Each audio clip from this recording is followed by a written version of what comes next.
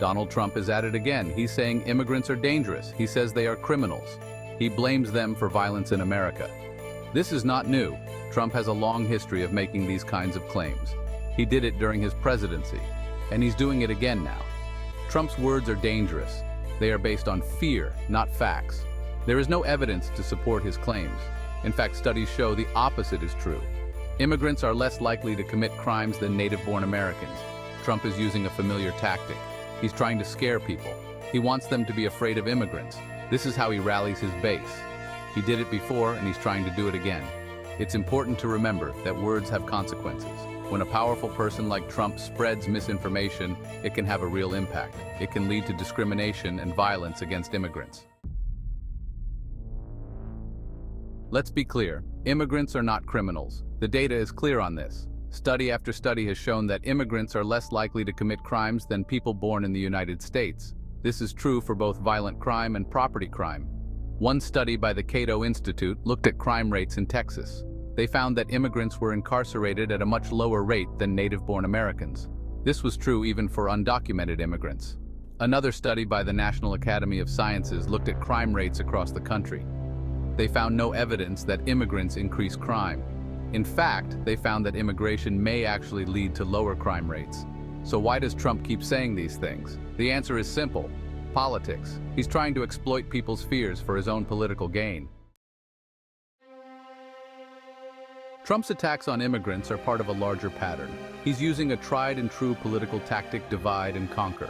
He's trying to divide the country along racial and ethnic lines. Trump knows that fear is a powerful motivator. When people are afraid, they are more likely to listen to someone who promises to protect them. Trump is offering himself as that protector. He's telling his supporters that he will keep them safe from the dangerous immigrants. This is a dangerous game Trump is playing.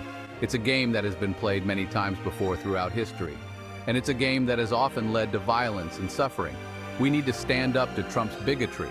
We need to call out his lies and distortions. And we need to remind each other that immigrants are not our enemies. They are our neighbors, our colleagues, and our friends. Section 4. Why Kamala Harris? Trump is not just attacking immigrants in general. He's also specifically targeting Vice President Kamala Harris. He blames her for the situation at the border. He calls her incompetent and says she's not doing her job. Why is Trump attacking Harris? There are a few possible reasons. First, she is a woman of color. Trump has a long history of making racist and sexist remarks. Second, she is a Democrat. Trump sees her as a political opponent. Third, she is in a position of power. Trump may feel threatened by her.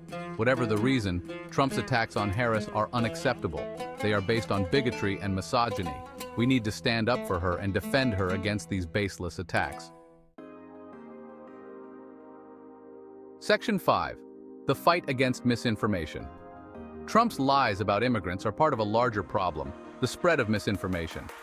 In the age of social media, it's easier than ever for false information to spread like wildfire.